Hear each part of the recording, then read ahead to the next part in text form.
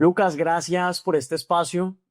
Es un placer poder estar acá contigo y estoy seguro que mucha gente quiere conocer más de la historia de Lucas Jaramillo y que es el representante del técnico de la Selección Colombia y de un recorrido muy impresionante que tienes en el mundo de los negocios. Truy, gracias por la invitación. El honor es todo mío estar acá en una charla que seguramente será divertida. Libertad y emprendimiento. Desde que empezaste a hacer negocios y que te has convertido en un empresario exitoso, ¿cómo lo puedes asociar a ese espíritu de libertad que tanto persigues? Uno emprende por muchas razones. Yo he sido un emprendedor toda la vida, pero también fui empleado. Más que todo para cumplir mi sueño de jugar fútbol fui empleado.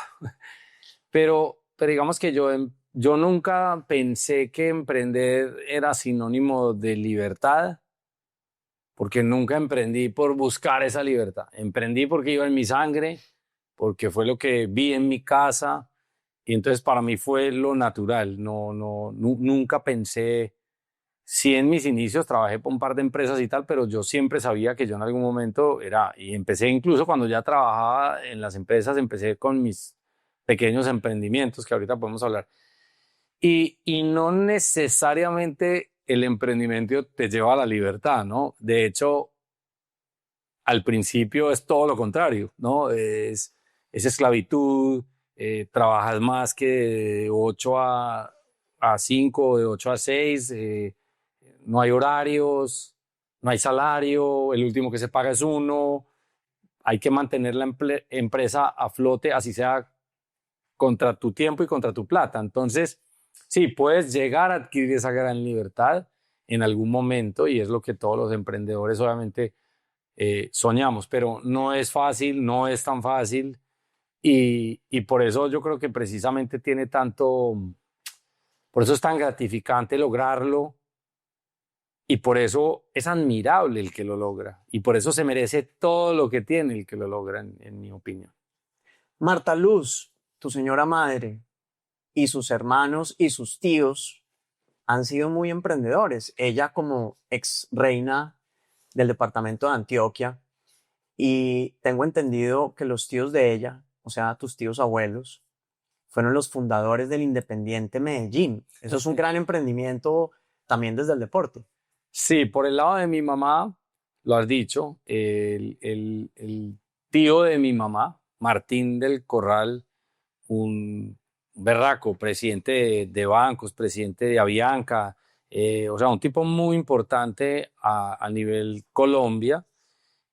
Y el papá de mi papá, tú lo has dicho ahí, Hernando y Martín, fueron fundadores del Deportivo Independiente Medellín, cosa que supe muy viejo, supe muy tarde en la vida. Yo, hincha de Nacional, qué vergüenza, qué vergüenza.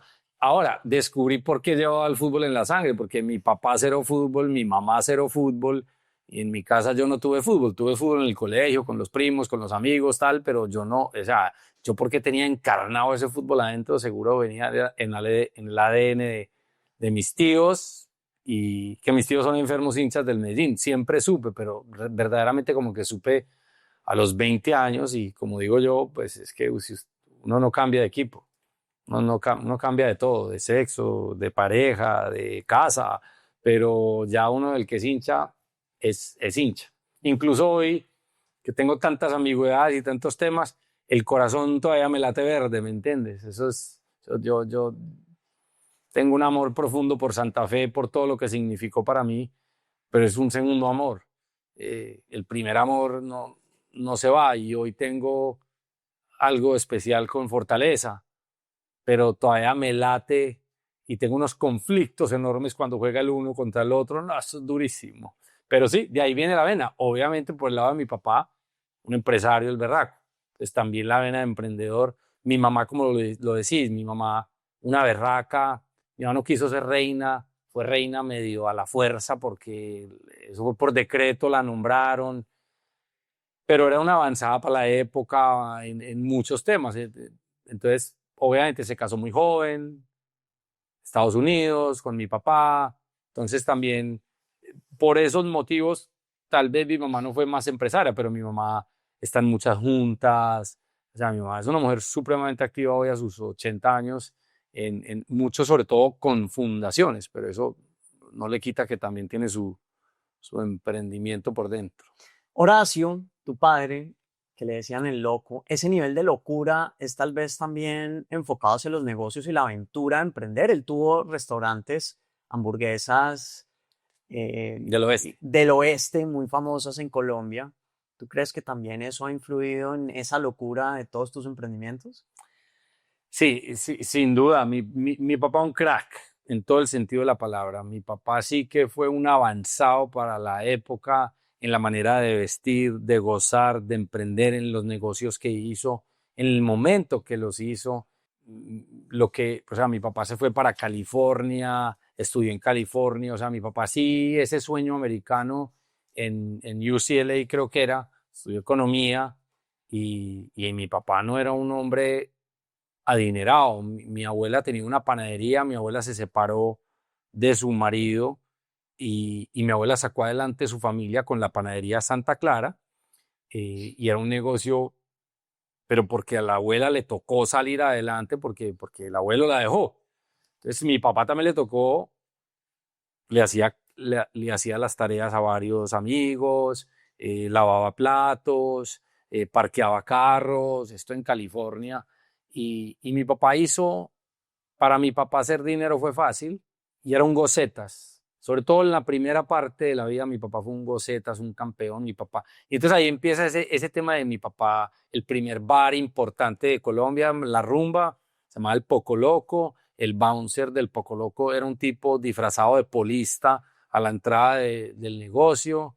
Las rumbas eran, cuentan los amigos de mi papá muy solapado ya, obviamente le daba pena con sus hijos, pero sus amigos cuentan unas rumbas pasadas. Luego monta hamburguesas Santa Clara en una esquinita de la panadería y trae las hamburguesas de Estados Unidos. Él trae y se llama Hamburguesas Santa Clara, y ese negocio tan exitoso que muy pronto fue y montó ya su propio local en la playa, en el centro, y mi papá llegó a tener 20 y pico, 22 o 25 locales de hamburguesas del oeste, y montó La Bella Época, que este es el 21 tatuaje que tengo, que se llama La Bella Época del Loco, porque fue pues un hito en Medellín, y yo hoy digo, juepucha, o sea, en Medellín había 4 restaurantes, que yo tenga aquí, metí pues 4 restaurantes, digamos, importantes de esa época, de los 80s y tal.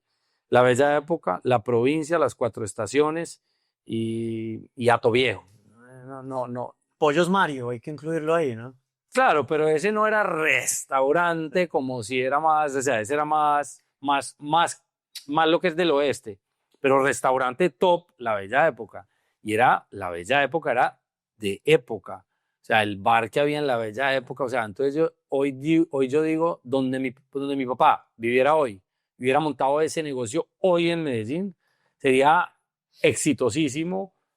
Y yo digo, pucha, mi papá en eso fue un berraco. Y bueno, restaurantes Casavieja.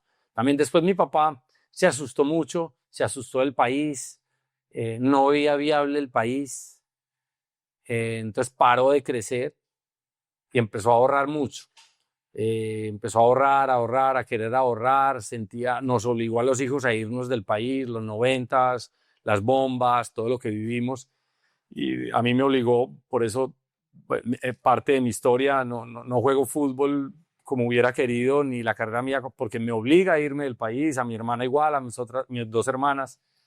Y mi papá deja de creer mucho en el país, sin decir que se fue del país. Allá nació, murió y siguió con sus negocios, paró de crecer, muchos empleados. Y como le digo a mi papá no contaba con la astucia del señor Álvaro Uribe Vélez, como digo yo, porque mi papá creía que el dólar iba a llegar a 5.000 en esa época, porque no veía mi papá para dónde iba a Colombia.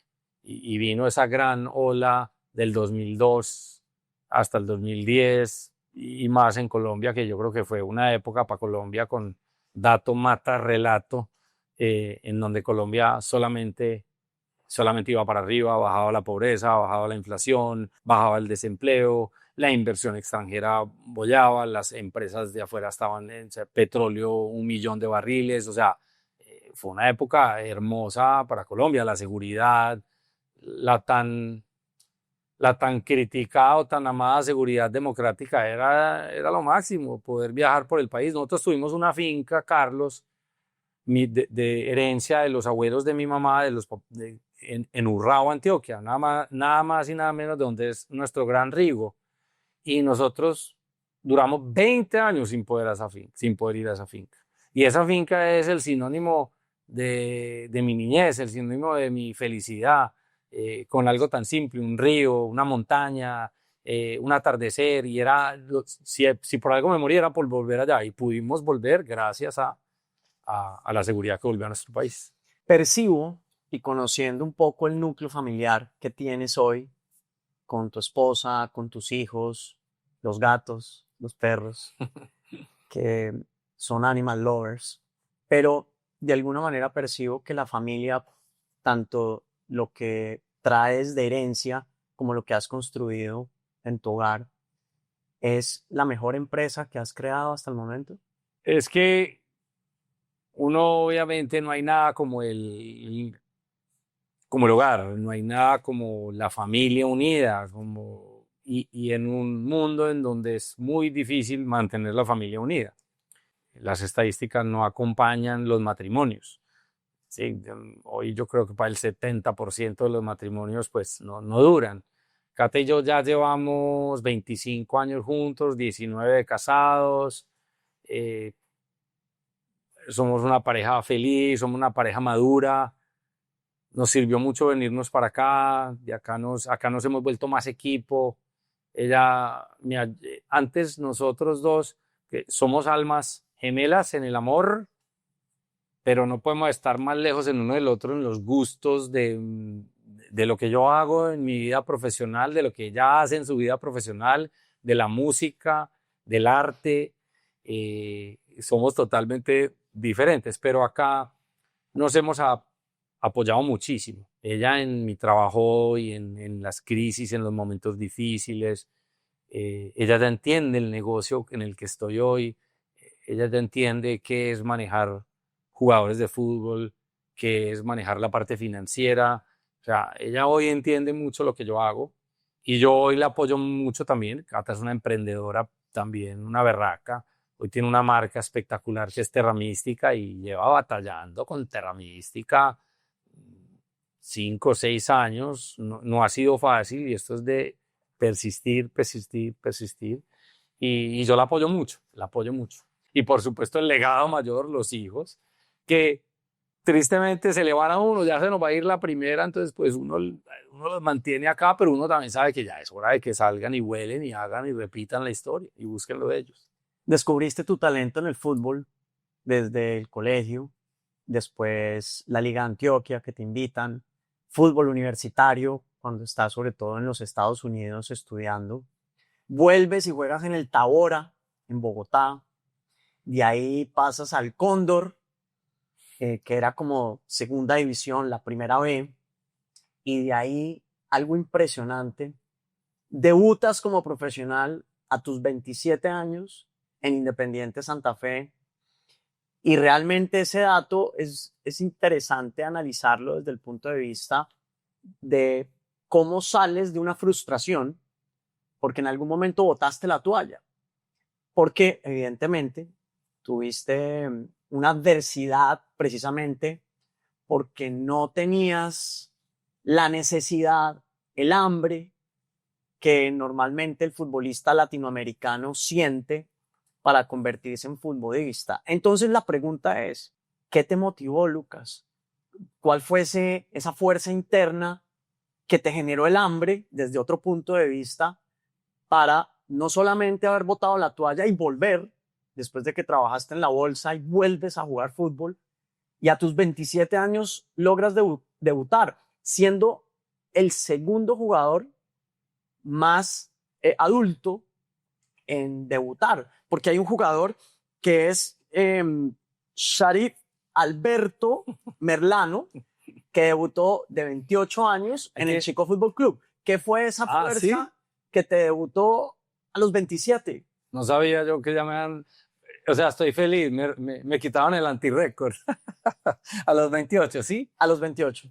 Mira, lo primero es que, gracias por el dato, no conocía, voy a preguntar, voy a averiguar por él, ahorita me das el nombre. En el fútbol, y hoy que soy manager de jugadores de fútbol, pues en el fútbol se tira la toalla muchas veces. Se tira la toalla, pero vuelve y se abre una, o sea, porque es que el filtro del fútbol es así y se cierra muy fuerte cada vez más y cada vez a más temprana edad. Entonces, y yo siempre le digo, se lo digo también a mi hijo mucho, porque yo le digo, bueno, en el fútbol nos dicen que no todos los días.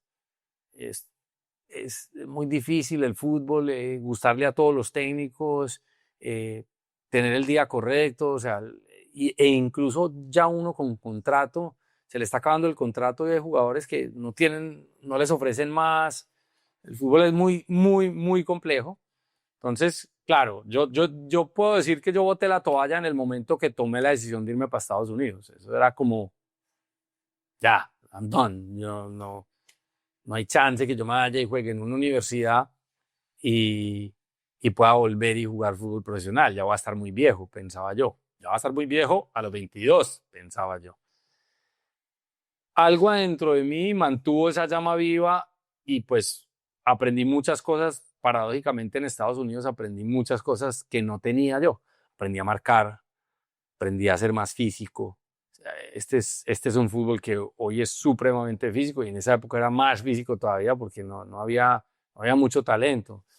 Pero me tocó aprender eso que no lo tenía y me pude mantener, volver, trabajé en la bolsa y ahí viene ese primer, voy a quedar sin jugar fútbol, como esa primera voz interior y voy, juego, no sé qué, me ven jugar y estaban los técnicos de Nacional, preguntan por mí, tal, me fue bien ese día. No era ninguna prueba, era un mamando gallo ahí en la hostería de Grande, estaba en el bolillo, estaba Pelufo, estaban todos los manes y yo siempre he tenido la barba desde que soy muy joven. Entonces alguien hizo el comentario, ese huevo no hubiera jugado bien fútbol, dijo Pelufo. Y Rafa Vázquez, central de Nacional, con quien había yo jugado en la liga, le dice, ¿cómo así? Ese Juan tiene mi edad. Ah, ¿cómo así? ¿Tiene 22? Sí, ese Juan es del 73. Ah, llámalo. Voy, hablo, papá. Y ahí se me aparece la Virgen con una prueba y con un amigo mío que fue el que me invitó allá a jugar y él tenía planeado que me vieran, que se llama Fernando Vieira, que es un doctor y las vueltas que da la vida. Hoy su hijo está en Fortaleza, se llama Jerónimo Vieira, está en la sub-17 Fortaleza, juega muy bien y él está haciendo como otra vez esa historia y yo dijera, hombre, qué espectacular sería devolverle que el hijo termine jugando en Fortaleza. Entonces ahí yo hago esas pruebas en Nacional, pero no tengo el apoyo en la casa, no tengo el apoyo, o sea, el ambiente del fútbol es difícil, ahí adentro hay ¿cómo se llama esto? Lo que yo llamo Una presión muy grande.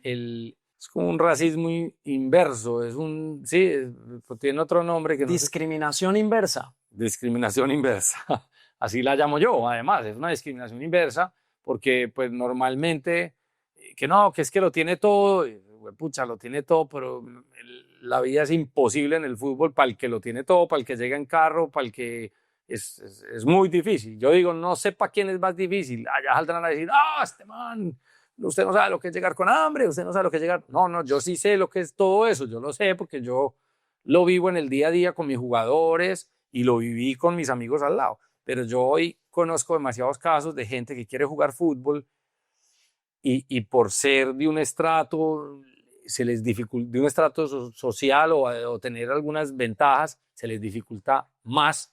Y viene lo segundo que lo nombraste ahorita y es, tienes otras posibilidades. Te rindes más fácil porque tienes otros caminos para tomar y decir, no, pues, a estudiar, voy a trabajar a la compañía de mi papá, voy a montar esta compañía porque mi papá me va a prestar una plata, o sea, en cambio los otros es o juego.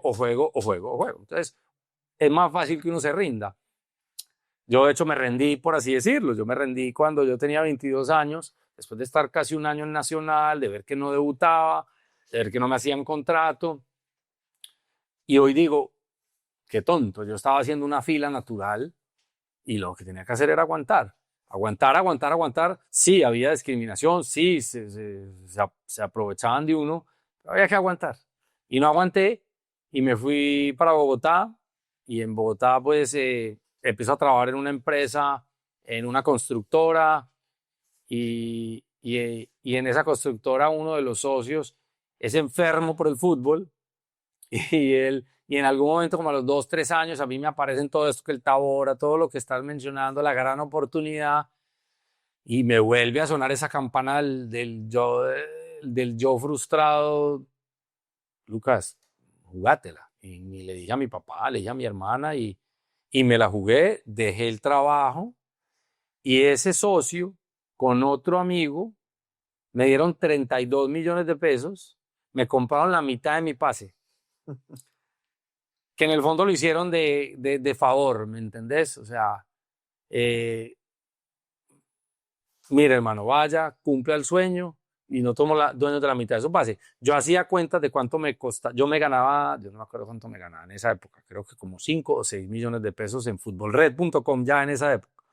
Y entonces yo dije, bueno, tengo tanto tiempo para que me hagan contrato, estos 32 millones los divido así. Y con eso me fui a la aventura más grande de mi vida y terminé firmando un contrato por 464,000 pesos mensuales en el Cóndor, en mi primer contrato profesional. Y bueno, la historia ya, Santa Fe, a los 5 partidos, Pecoso, debut. Y cumplir un sueño, y eso se necesita lo mismo que un emprendedor para tomar esos riesgos tan grandes. Hoy lo veo y hoy digo, puta, yo hice eso, qué loco, qué bestia, porque hoy si alguien me dice que me lo dicen, muchas veces digo, no, huevón, no es más jodido. Persiguiendo esos sueños, que es ese motor que tenemos como emprendedores, nace Alinea Sports. Entiendo que empezaste representando a algunos jugadores, viendo la oportunidad de ayudarlos, sintiendo lo que tú sentiste también como jugador muchas veces sin las oportunidades. Después de eso, digamos, Alinea Sports, que hoy maneja grandes jugadores del fútbol colombiano, está el técnico Néstor Lorenzo, que estamos a 6 meses de un gran mundial aquí en los Estados Unidos. Está David Ospina, el jugador con más partidos de la selección Colombia, Edwin Cardona, un crack, y muchos otros, Sebastián Pérez, etcétera. Digamos que son bastantes los jugadores. Pero dentro de Alinea Sports viene otro rol en ese inicio que son las canchas de fútbol 5, 5-side o 5-side, que llegaste a tener 40 canchas en todo Colombia. Y viene otro rol importantísimo que es emprender con un club profesional, que es Fortaleza, que recién entró a los octogonales y que de alguna manera al final en ese ecosistema te lleva a la financiera, en donde también le ayudas al jugador a invertir bien su dinero aquí en los Estados Unidos con Reditus Group. ¿Cómo integras ese ecosistema en la industria del fútbol como emprendedor y como empresario? Mira, la vida me ha ido llevando a esos diferentes sueños, aventuras, y yo diría que es un ciclo que se cierra, ¿no?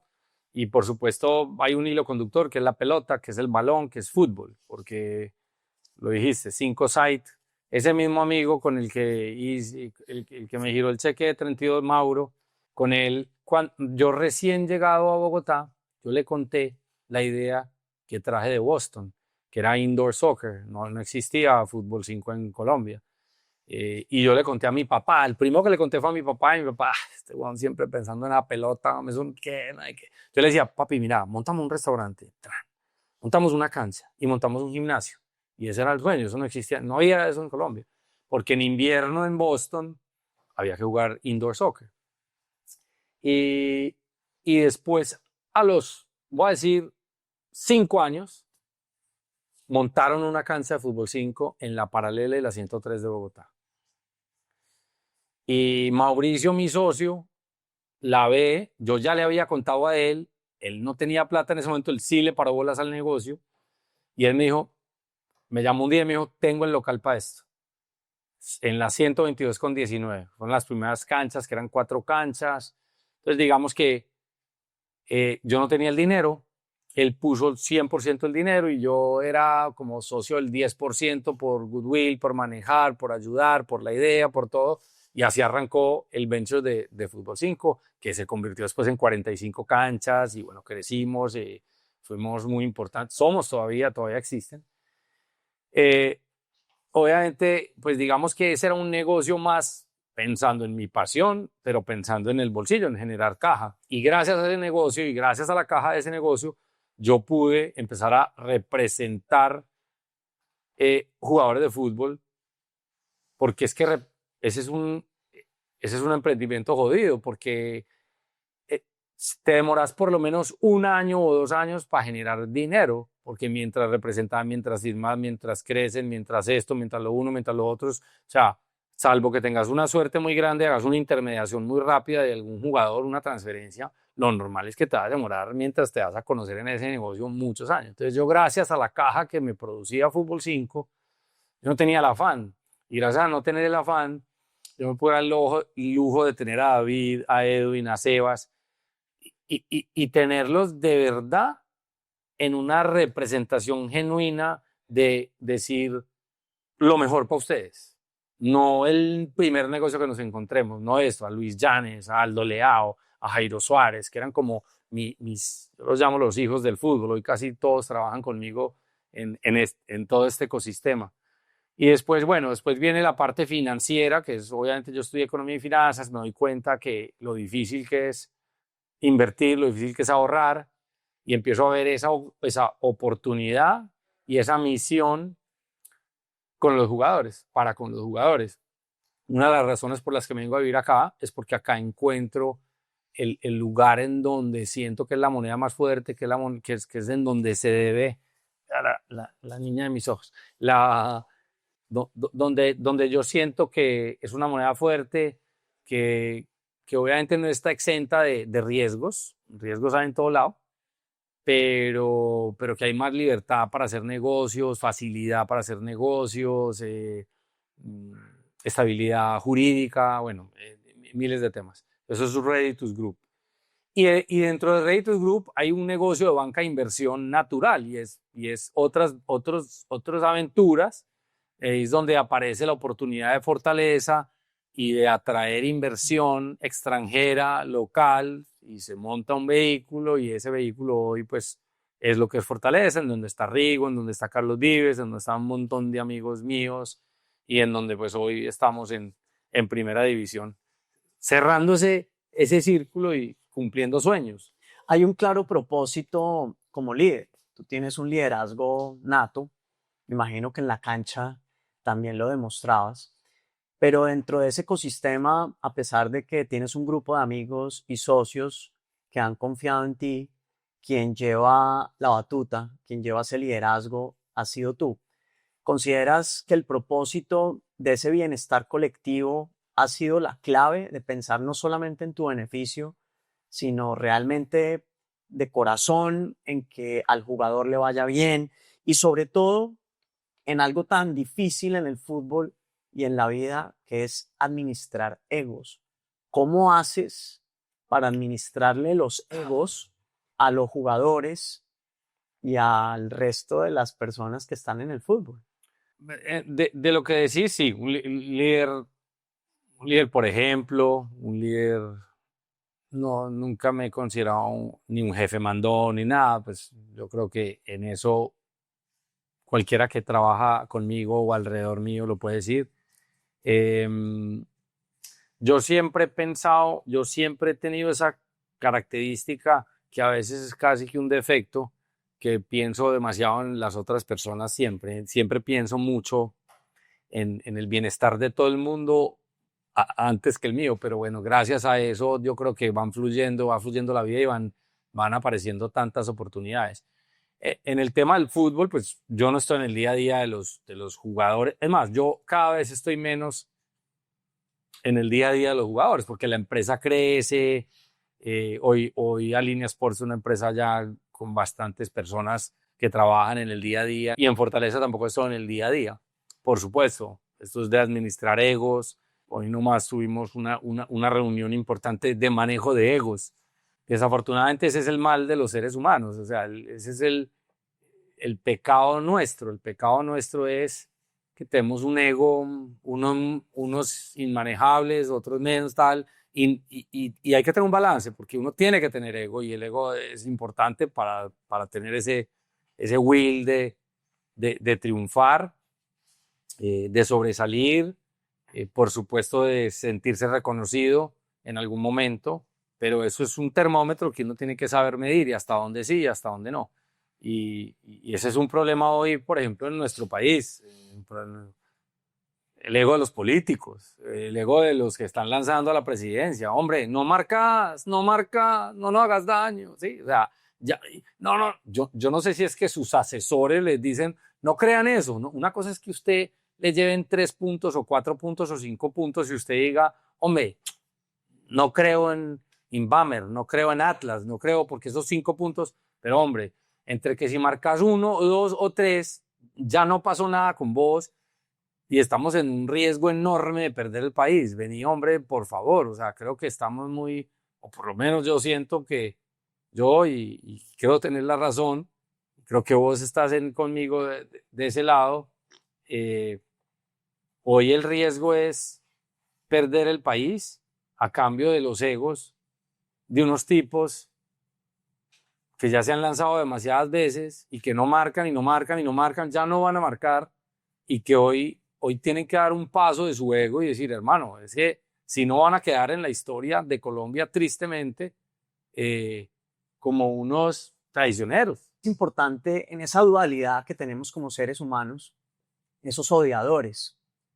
Lo has mencionado en la política, y yo siempre he considerado, no sé si estás de acuerdo conmigo, en que la política y el fútbol se parece bastante en muchas cosas de manejo de poder y de intereses. Pero, ¿cómo has manejado tú a esos odiadores, a aquellos periodistas que de alguna manera atacan la gestión tuya como profesional, de tu empresa, de tus jugadores, del cuerpo técnico X o Y, o del equipo de fútbol A, B o C, al cual tú representas porque es tu trabajo? ¿Cómo manejas esa dualidad con esos odiadores que destilan tanto veneno y de alguna manera le hacen daño al país? Mira, Truji, eso es un tema triste y es algo pues que he vivido en carne propia en los últimos 3 años. Digamos que yo hasta hace 3 años gozaba de muy pocos haters, o no me acuerdo de tener haters, gozaba de buena reputación en redes, de un man bacán. Yo era un man bacán, un man berraco, un man que jugó fútbol en Santa Fe, un man que cumplió un sueño súper bacano, el que representaba a Dios Pina, qué berraquera, Edwin Cardona, el que se casó con Cata. O sea, era un man, era un tipo querido. Pero pues uno entre más cosas va logrando, uno empieza a encontrar que uno va pisando, o va pisando callos, o le van buscando la comba al palo a uno, porque como decía Cochise, no es Cochise, morimos más de envidia en Colombia que de cualquier otra cosa, y empiezan a aparecer, como digo yo entiendo que al uno empezar a representar el técnico de la Selección Colombia, uno coge un brillo que uno no tenía antes, y está uno en un spotlight y en una silla de un juicio, porque le dan muchísimo, le dan más importancia a mi labor que la que verdaderamente tengo, ¿cierto? O sea, lo hablaba ahorita off the record antes con vos, y es, ¿quién es el manager de Ancelotti? ¿Quién es el manager del de Argentina, del de Ecuador, del de Panamá, del de Estados Unidos? ¿Quién es el agente de esos técnicos? O sea, ¿qué pasa? Que en Colombia se vivió en el pasado en donde la gente del técnico de la selección tuvo un protagonismo enorme. Y tuvo un protagonismo enorme porque casi que tenía un puesto importante dentro de la selección, dentro de los patrocinios de la selección, dentro de las boletas de no hay qué y tal. O sea, y muchas cosas hoy probablemente digo, uy, pucha, hoy después de yo estar viendo lo que estoy viendo, diré cuánto de eso es cierto y cuánto de eso es chisme. Pero sí tuvo un protagonismo.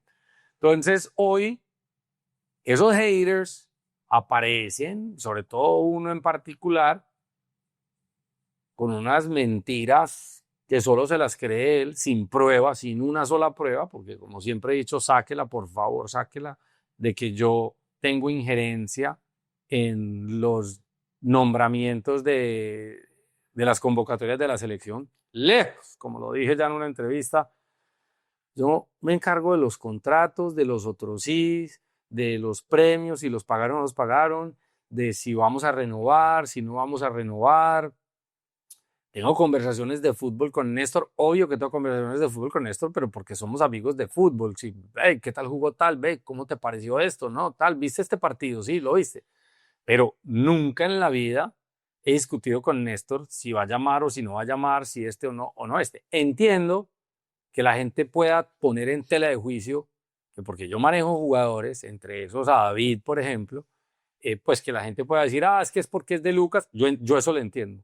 Pero de ahí y como digo yo, están en todo su derecho de dudar, pueden dudar, pero no de enlodar, no de ensuciar, no de tratarlo a uno de bandido sin una sola prueba, porque es que no, primero no la van a encontrar y segundo, como digo yo, no me conocen a mí, los que me conocen a mí saben quién soy yo y los que conocen a Néstor saben cómo, o sea, donde yo llame a Néstor y le diga, profe, hey, ¿no has visto a este jugadorcito me por derecha? O sea, no, Néstor, pucha, me para en seco inmediatamente. No, no solo me para en seco, dejo de trabajar con él en ese mismo instante. Entonces, pero entonces me dio muy duro al principio. Hoy me da risa. Hoy me da risa, me relajo, sé lo que llevo por dentro y ya, solo me produce risa y ya uno va entendiendo de dónde vienen, por dónde viene el agua al molino, por qué a este no le dan, por qué a este sí le dan, por qué no tocan a este. Y es lo mismo, tú lo dijiste, es como la política. Entonces, hay un montón de periodistas que yo digo, unos investigadores del putas, y eso cogen a Uribe y le dan con toda y el paramilitar y el no sé qué y tal. Y yo, como digo yo, como ahorita no fueron capaces de encontrarle una cuenta en el exterior, un negociado, nada, tocó inventarse que era paramilitar y narcotraficante, porque es que hay gente que dice que es hasta narcotraficante, pero me estoy desviando del tema. Le dan con todo, lo investigan, perfecto, investiguenlo, pero a este otro de acá, que no hay que Odebrecht, eso ni levantan una hojita para ver si lo de Odebrecht fue o no fue. O sea, no, eso por ahí ni avala. Entonces pierden toda credibilidad. Si son investigadores, pues, hermano, el que caiga y el que no. Entonces uno va entendiendo cómo funciona el mundo, cómo funciona el periodismo, cómo funciona el fútbol, cómo funciona el poder, cómo lo tratan a uno de mantener ahí en la rayita, ¿sí? Entonces, y ya me da risa, ya solo me río y sé que con trabajo, con mi honestidad, con mi integridad, esto es, pues, gracias a Dios, estamos en un mundial de nuevo, no fuimos al último, no habíamos ido al último mundial, clasificamos de terceros, nuestro invicto, o sea, hoy es que hablar mal de la selección Colombia es pegarse un tiro en un pie, o sea, eso no, ¿sí me entendés? O sea, El deporte como herramienta de cambio ha funcionado a través de la historia. Evidentemente, tú liderando una organización importante del fútbol, has sentido ese aporte social que estás haciendo en todo el impacto de tus empresas, porque con lo último que anunciaron con Carlos Vives y Claudia Elena en la Fundación La Perla en Santa Marta, con toda esa alianza que están haciendo con Fortaleza, donde también está Rigoberto, que es ciclista, pero evidentemente una gran figura nacional. ¿Tú crees que vale todo la pena para aportarle desde lo positivo en lo social y realmente construir país desde el trabajo, desde la legalidad y desde el esfuerzo? claro, yo creo que ese es el gran aporte, o sea, ese es parte de los odiadores, me critican mucho. Yo me quedo callado y yo tengo mi cuenta de X muy activa y cada vez más político y tal. Pero parte de lo que me dicen es eso, que es que yo desde la comodidad de Miami es muy fácil opinar, que es que usted porque vive en una burbuja acá, que lo uno, que lo otro, y yo honestamente digo, desde la comodidad acá, lo más cómodo sería no opinar y pues relajarse y no meterse más en Colombia y representar jugadores acá en Estados Unidos y hacer negocios en Estados Unidos y olvidarme de que fui colombiano y entonces ya tengo pasaporte azul y qué berraquera. Pero no, o sea, yo sigo creyendo en mi país, sigo teniendo un deber moral con mi país y esa es la manera de aportar cambio, porque ese es ahí es donde yo digo, ese es el verdadero cambio, es que uno puede hablar lo que quiera en un congreso, en un micrófono, con narrativas que es lo que realmente tienen narrativas sin haber vendido un chicle en su vida y, y no hacen nada verdaderamente por el país, solo critican el país y yo soy criticador y tal, pero yo aporto, hay empleados, en los negocios que tengo empleados, pago nóminas, pagamos nóminas eh, y generamos cambio y generamos muchas oportunidades. El negocio del fútbol genera muchas oportunidades, muchos cambios a personas que sin esas plataformas y sin esas oportunidades no tendrían, pues sería muy difícil. O sea, uno vive unas historias espectaculares en Fortaleza, en los mismos jugadores que uno representa, la historia de Edwin, la historia de David, la historia de Anderson Arroyo, de Apartado, o sea, la historia de Cuadrado, esas historias, y uno un granito de arena puso en esa historia. Y en ese bienestar colectivo que has creado con tus empresas, percibes que hay un ecosistema también de lealtad hacia tus amigos y hacia tus socios, porque personalmente, que tengo el gusto de conocerte hace ya varios años, fui testigo de un episodio de un amigo en común que pasó un mal momento y tú lo bancaste incondicionalmente y de hecho hoy está trabajando contigo una persona muy querida y que de alguna manera revela lo que tanto se ha perdido en esta tabla de valores del país, que es la lealtad y sobre todo ese apoyo sincero. Conseguir hoy amigos de verdad cuesta y más en una posición de poder como la que tú tienes, siendo un líder de opinión y teniendo poder, porque el fútbol y desde donde estás tú hoy sentado, pues evidentemente lo tienes. Yo no sé cuál es el poder que tengo, pero hacia afuera puede parecer así. Yo creo que yo no tengo poder y además que no me gusta tener poder, pero no siento que lo tengo. Puede que algo haya ahí. La lealtad y ayudar a las personas, las segundas oportunidades. Yo creo en todo eso. Y eso, ese acto con ese amigo en común, lo he hecho varias veces, con varios amigos en la vida, que por alguna razón yo tengo el palito que he tenido amigos que han terminado enredados, unos muy injustamente, otros más o menos injustamente, y otros se equivocaron y terminaron en la cárcel. Y yo terminé siendo un amigo incondicional. Yo visité a un amigo mío durante 2 años en La Picota todas las semanas o casi todas las semanas, mucho tiempo, injustamente allá. Y, aquí voy a decir algo que es importante porque lo verán a uno, que uno es yo soy muy fuerte en las redes. Y yo soy muy fuerte en las redes cuando me da impotencia, perdón, de ver el proceso de la guerrilla que terminó en el Congreso.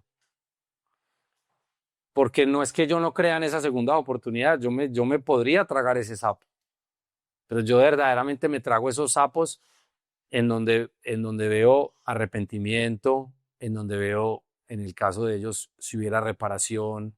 Yo tengo ningún problema.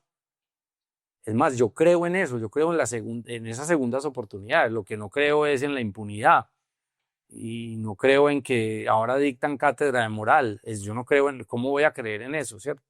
Entonces, paradójicamente, yo sí he ayudado mucho, 3, 4 amigos que tengo que la han pasado bastante mal y les he ayudado, por supuesto, visitándolos o pagándoles un abogado o, o creando una empresa, porque cuando tú sales de esas circunstancias es muy difícil que te den un chance para volver a trabajar. Ese es un tema que es bien complejo, Trujillo. Yo tengo un amigo que ya salió de eso hace rato. Hoy no, pero hace 5 o 6 años. No le abren una cuenta en un banco y no mató a nadie. No, no, no, no, no. Un tema financiero en donde se reparó a todas las víctimas, en donde además él fue injustamente condenado, donde le tocó aceptar, porque además así es como funciona también tristemente, porque si no te vas a quedar toda la vida defendiéndote y se te acaba la plata, el tiempo, la vida, todo, y hoy no tiene cuenta, hoy todavía no tiene cuenta. Entonces yo hoy entiendo, si eso es gente del círculo de uno, y ahí voy a decir otra cosa que, mira, es que los lleva a uno a esto, si eso es alguien que tiene oportunidad, que se educó, que está bien rodeado, que Lucas puede llamar al presidente de un banco y vení, ayúdame con este amigo. Si eso es él, entonces el que fue a la cárcel porque de verdad cometió un delito, pero de verdad se arrepintió y pagó 4, 5 o 6 años y sale de la cárcel y no consigue trabajo y nadie le da trabajo y no puede abrir una cuenta y queda manchado por el resto de sus días. Entonces, ahí empieza uno a entender nuestros países, porque es que uno no llega a donde llegamos, a Gustavo Petro, tampoco gratis. O sea, es que yo no es que diga que es que con Álvaro Uribe, Duque, Santos y el que usted quiera poner ahí, Pastrana y tal, el país era perfecto, lejos de ser perfecto. La corrupción ha existido y existirá tristemente toda la vida, más, menos, en este bajó, en este subió, hay tipos más corruptos, menos corruptos, ¿cierto?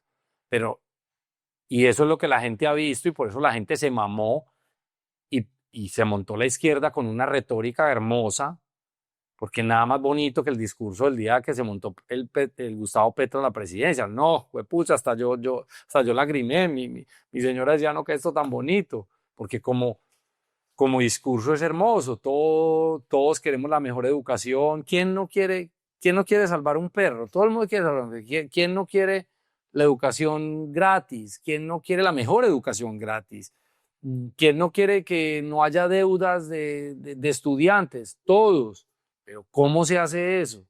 Eso no, la plata siempre sale de algún lugar, la plata no es gratis, el Estado no genera riqueza, porque eso ya creo que lo hemos explicado hasta la saciedad, pero son los empresarios los que generan empleo, los que pagan impuestos, los empleados también pagan impuestos, eso va al gobierno y un gobierno lo que tiene que hacer es ser lo más delgadito posible, administrar bien, que exista justicia y ser lo más austero posible. Suena muy sencillo, pero no es sencillo porque son 1,5 millones de personas, más o menos, que tiene de trabajadores un estado como Colombia. Entonces yo aquí digo una cosa y me fui por entre las ramas, pero creo que vale la pena, y es porque volvemos a Uribe. Yo soy uribista, evidentemente. Pues soy uribista porque los datos me acompañan a Uribe. Yo no es que sea un enamorado de Uribe, soy capaz de encontrarle lunares a Uribe. Además, en 1992, familiares tuyos fueron amenazados. Creo que algún familiar fue secuestrado. Tú andabas con escoltas y parte de esa partida tuya a los Estados Unidos a hacer la universidad con tus hermanas fue por la misma situación de inseguridad. Y has sido muy valiente hoy en los momentos que participas activamente con tus redes, y algo que se valora mucho también en las mismas redes es que mucha gente puede estar de acuerdo o en desacuerdo con tu opinión, pero se valora que Lucas Jaramillo es valiente, da su opinión. Aquí las tibiezas no existen con Lucas Jaramillo. No, y me convencí de eso, Truji, eh, porque, o sea, si Colombia en el 2026 no recupera el rumbo o lo trata de recuperar, es decir, si caemos en las manos de Cepeda, para llamarlo por nombre propio, yo creo que yo apago y ahí sí me quedo acá ya del todo y lo que hago es pedir a mi familia, a mi mamá, mis hermanas y así de, o sea, por lo menos así lo veo yo. Me podrán decir, este man está loco, extremista, no sé qué, pero eso es lo que yo vivo. Yo entiendo en muchas oportunidades a mis deportistas, a mis amigos, a los que no les gusta meterse en política, porque sus redes son para otras cosas, sus redes son para hablar bonito, sus redes son para vender cosas bonitas, positivismo y tal. Pero llega un momento en que no vas a tener redes, no vas a tener país, no vas a tener, y hay que aprender a tomar partido muchas veces de cosas incómodas. Esto es un tema incómodo. O sea, esto, seguramente vos tan publicas esto y ay, los haters y tal. Pero pues yo hoy le quiero hacer un pedido a mis jugadores. Cuando digo mis jugadores, son mis jugadores cercanos. De que les tocó este año sí salir y decir lo que crean. Si es el otro, pues el otro, porque también ellos pensarán que esa es la salida, todo bien.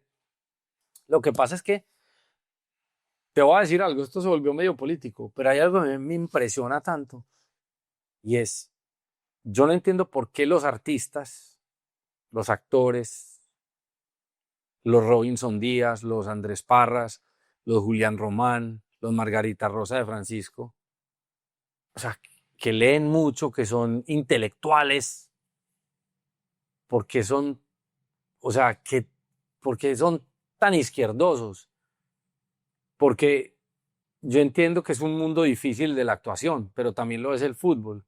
Pero el que triunfa en el fútbol, el que entiende el fútbol, cree más en el capitalismo. En cambio, los artistas no, y yo no soy capaz de contestarte esa pregunta. Es una como que digo, ¿por qué? Hay una narrativa y evidentemente ese lado comunista o socialista lo último que quiere es que los emprendedores seamos libres. Y con emprendimiento y negocios uno se vuelve libre financieramente, creativamente, de opinión. Y ese pues no es el objetivo de ellos. Ellos lo que quieren es tratar de tener a la gente bajo su yugo, dependiendo del Estado, bien sea con subsidios o con promesas falsas. Pero entrando en ese tema político, Lucas, que repito, ha sido muy valiente siempre, porque no es de ahora, es de años, que has siempre manifestado cuál es tu opinión. ¿Cuál crees que debe ser el perfil del próximo presidente de Colombia?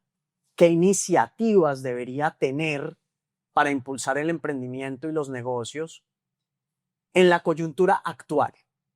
Ninguno es perfecto, pero en la coyuntura actual de lo que requiere el país, que está en una situación compleja, ¿cuál crees que debe ser ese perfil? ¿El perfil o el nombre? No, el perfil. Mira, yo creo que estamos en un...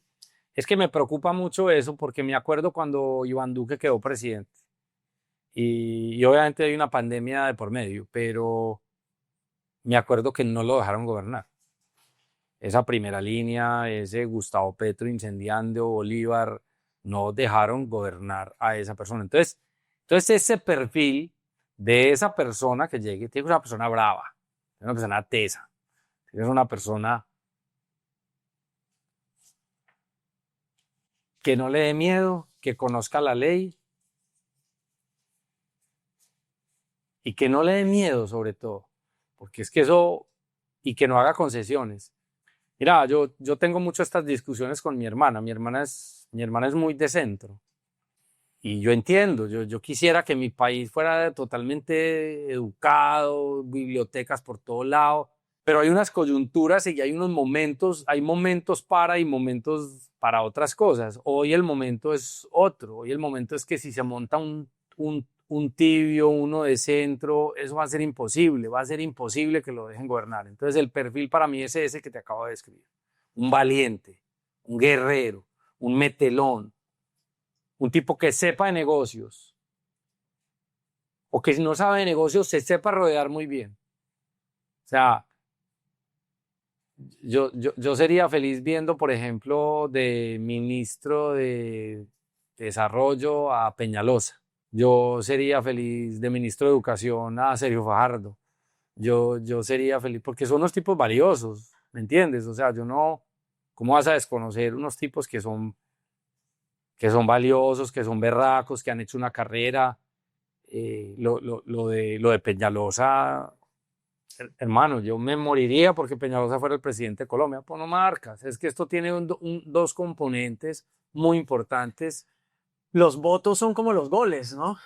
No metes goles o no metes goles, y no metes goles no te meten, ¿cierto? Que el pueblo, sí, el pueblo la caga, sí, pero el que marca es el que marca. Entonces describí al tigre. Yo estoy describiendo a Abelardo con todo y sus defectos, con todo y sus peros, pero es que ¿quién no tiene los peros?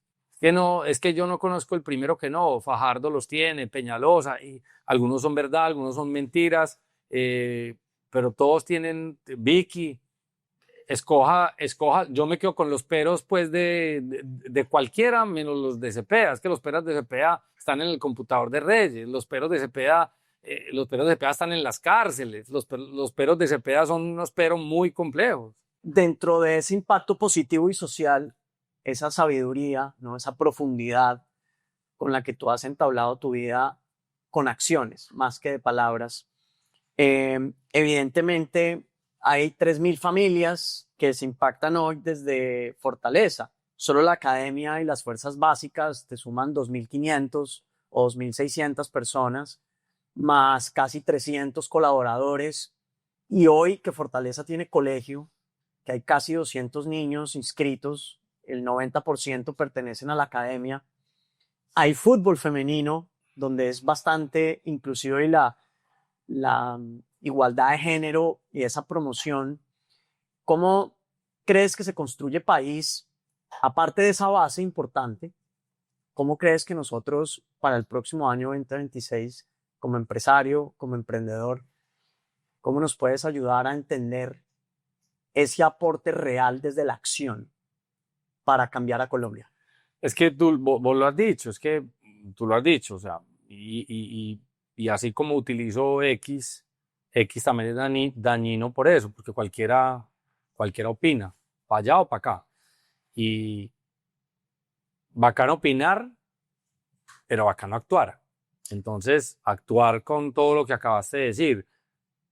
Fortaleza es un equipo supremamente democrático, además, o sea, Fortaleza hay 20 socios.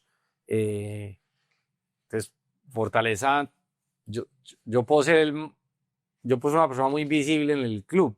Yo simplemente he juntado partes en Fortaleza. Hay un equipo de trabajo, vos lo acabaste de decir, 300 colaboradores, 2.500 o 3.000, ya no sé ni cuántos niños en las academias y creciendo y buscando seguir creciendo, fútbol femenino, o sea, llámalo como quieras, inclusión, todos los estratos, colegio, educación, y para mí eso es mucho más valioso que estar hablando y estar aquí hablando. O sea, eso es más valioso y yo voy a seguir en eso toda mi vida hasta el último día porque siento que ese es el deber ser y siento que eso es lo que verdaderamente cambia mi país. Eso es lo que sí puedo cambiar yo de mi país. El resto es yo tratar de convencer, pero yo, ¿qué puedo hacer directamente? Es eso. Entonces yo seguiré en esa acción.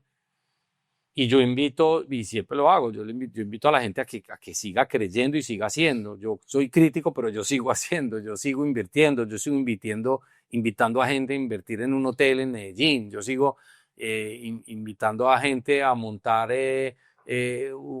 no solo, a mí me llama mucha gente a decirme que quiere comprar un equipo de fútbol o que quiere comprar parte de Fortaleza. Y yo le digo, mira, Fortaleza está cerrado, pero yo te ayudo, ¿tenés cuánta plata? Vení, yo te ayudo a gestionar un equipo de fútbol. Porque qué berraquera que entre más gente que haya más clubes como Fortaleza está siendo gestionado. Sería una berraquera, ¿me entendés? Porque al final se beneficia la industria, se beneficia el país.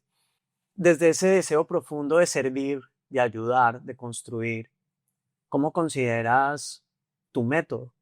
Porque los resultados y los números hablan por sí solos. Hoy tienes un conglomerado, un ecosistema de negocio en la industria del fútbol, que es muy compleja y que es exitosa, que se ha sostenido y que beneficia a miles de personas. ¿Cuál crees que es ese método, más allá de la disciplina, más allá de esa estructura como financiero, como economista, con un gran equipo de trabajo que te rodea. ¿Cuál es ese método, Lucas?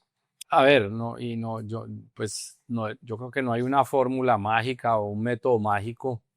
En el caso mío, en el caso nuestro, ha sido perseguir el sueño del fútbol, ha sido un tema de pasión con educación.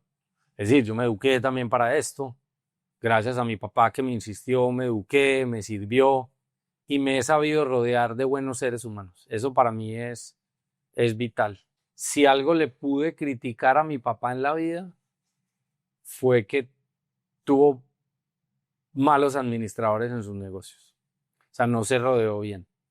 Y yo siento que yo he hecho lo contrario. Yo he tratado de rodear muy bien en mis aventuras y en mis negocios con gente incluso más capaz que uno, más dedicada que uno. Y entender eso, hoy lo hablaba. Uno no puede ser el protagonista de los negocios de uno. Uno no puede ser el protagonista. Uno al principio puede ser el protagonista, pero después uno tiene que entender y dejar soltar y entender que eso coge un vuelo solo y ya hay un montón de protagonistas, porque si no te quedas chiquito. Y eso lo entendí. Para terminar, Lucas, 3 preguntas concretas. ¿Quién es tu candidato a la presidencia de la República en el año 2026? El Tigre Abelardo de las Priellas. Segunda pregunta, ¿te ves como presidente de la Federación Colombiana de Fútbol en algún momento de tu carrera? Never in my life. Nunca, no me veo. No me veo en ese puesto, me parece que es un puesto muy político, muy difícil. Me ha tocado ver, me ha tocado conocer a Ramón, me ha tocado ver lo difícil que es. O sea, es un puesto jodido, es un puesto que también tiene el spotlight muy importante. Y yo creo que hay gente para eso, hay gente para eso. Yo no tengo ese cuero ni esas habilidades. Eso hay que tener una habilidad política que yo no la tengo, no creo que la tenga. Yo prefiero seguir desde el fútbol, desde el equipo, desde acá, seguir. Algún día, yo siempre lo dije, a mí me gustaría en algún momento y era como, y puede que todavía sea, pero como ser presidente de Santa Fe algún día, ¿sí? Y no te estoy quitando el puesto, Presi, pero él sabe, o sea, porque como que tengo ese amor infinito por Santa Fe y sería bacán, sería como una culminación. No sé, ojo, ni me lo han propuesto, ni lo tengo pues, ni remotamente, ni lo estoy buscando, pero si me preguntas un puesto de presidente con algo más de spotlight, sería desde un club que tenga hinchada, que tenga historia, porque otra cosa, es muy, no voy a decir fácil, pero es más fácil hacer cosas desde un club que no tiene hinchada, hacer cambios, pegarse a una tesis, ser capaz de debutar 17 jugadores por año pelados, porque el socio más importante de un equipo de fútbol es la hinchada.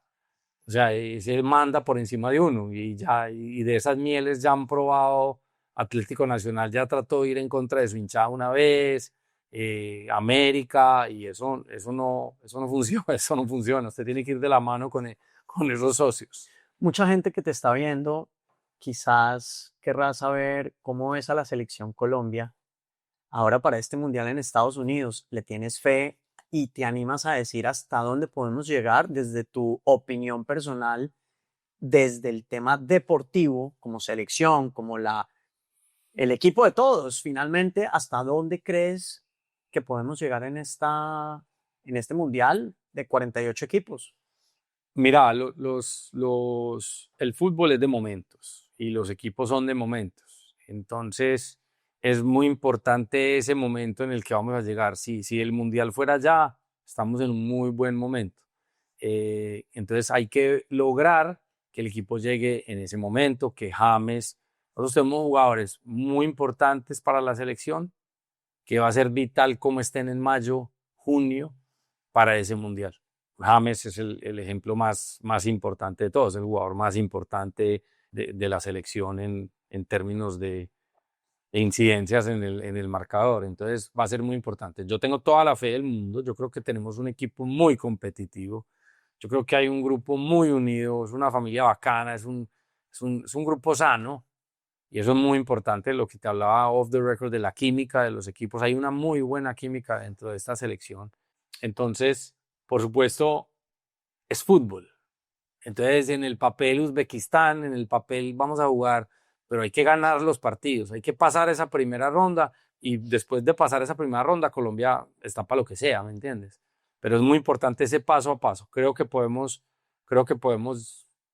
pasar y mi mayor deseo es mejorar lo que hemos hecho, ¿cierto? Ah, que si la final, que hombre, sería una locura que Colombia llegue a una semifinal de un mundial.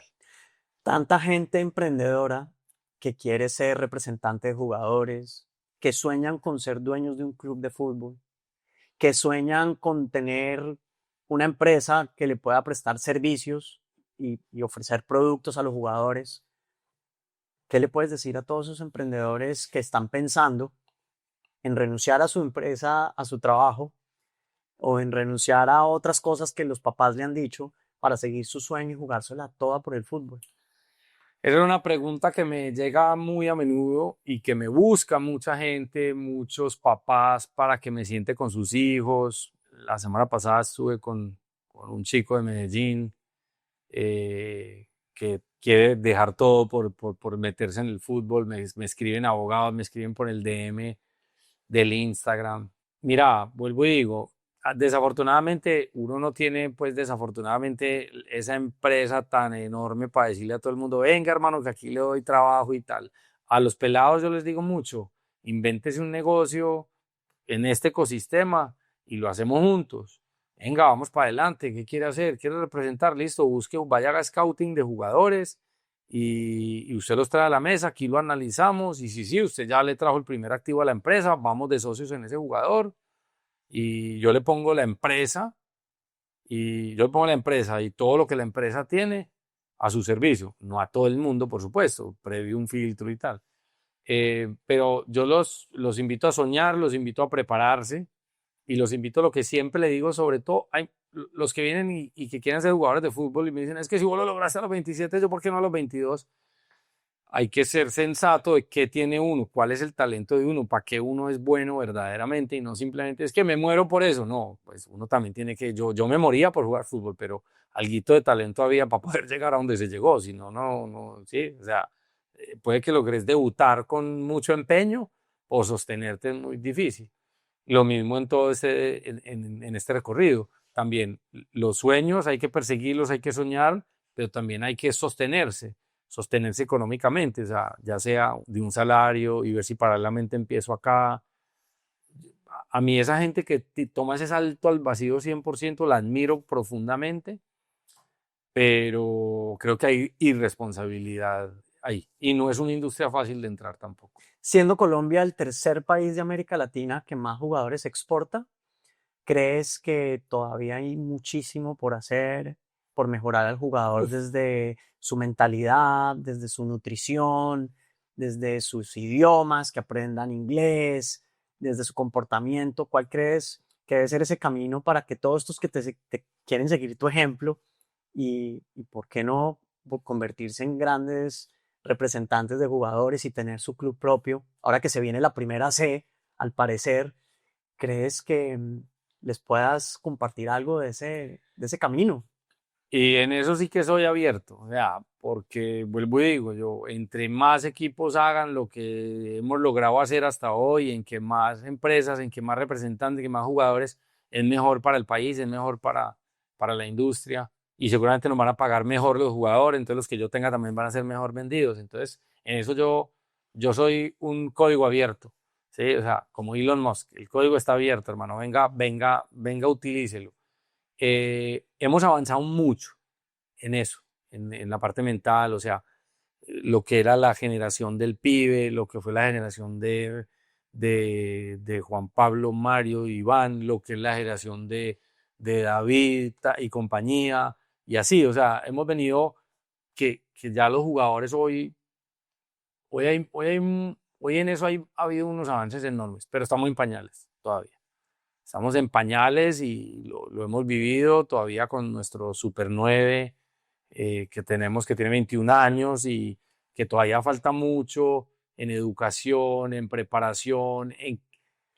¿Sabes qué falta? Falta lograr que la educación llegue a verdaderamente ese nivel de educación, llegue, porque muchas veces uno recibe el jugador muy tarde, a los 14, 15 años, ya está tarde para cambiarle un montón de cosas. Sí puedes hacer un montón de cosas, sí lo puedes graduar de bachillerato, pero si uno pudiera llevar esto a Tumaco desde los 7, desde los 8, apartado, sí, a Necoclí, tener unos centros allá de educación, unos IMGs pequeños, unos IMG Academies, eso, pucha, sería una belleza, una Y locura. seguramente si el país recupera su seguridad, podemos volver a invertir en escuelas de fútbol en el Cauca, en el Putumayo, en el Casanare, por poner tres ejemplos básicos, porque ahí hay muchísimo talento. En el Chocó, en todo, en los 32 departamentos de Colombia, hay un montón de talento y de gente que seguramente está esperando esa oportunidad. Lo dijiste, pues los terceros en exportación, o sea, es una mata de talento impresionante, lo dicen los mismos argentinos, que en Argentina pues está Messi, Maradona y compañía, dicen el talento que hay en Colombia es una locura, falta es un poco de mentalidad para creérsela y para no desviarse de lo que tienen que hacer, o sea, es eso, y necesitamos de eso, necesitamos de la seguridad y necesitamos de la educación, pero para poder tener educación necesitamos seguridad y eso es lo que nos estaba faltando entender. Estamos perdiendo el país de nuevo en seguridad. Pues Lucas, muchas gracias. Los mejores éxitos, que a la absoluta, a nuestra selección le vaya muy bien por el bien del país y de todos sus hinchas. Y sobre todo en tu camino como emprendedor, como empresario, con propósito, impactando positivamente a tantas familias, a tantas personas. Eres un ejemplo a seguir, un líder que realmente construye país a pesar de que vivas fuera del país. Así que ha sido un placer, gracias nuevamente y bueno, vamos con toda para el Mundial. Con toda, mil gracias a vos por la invitación, amena, larga, se nos fue la mano de pronto, y unos haters más, pero seguramente también unos otros que se nos montan al bus de lo que necesitamos. Ahora, Ok. gracias por tu tiempo, todo bien.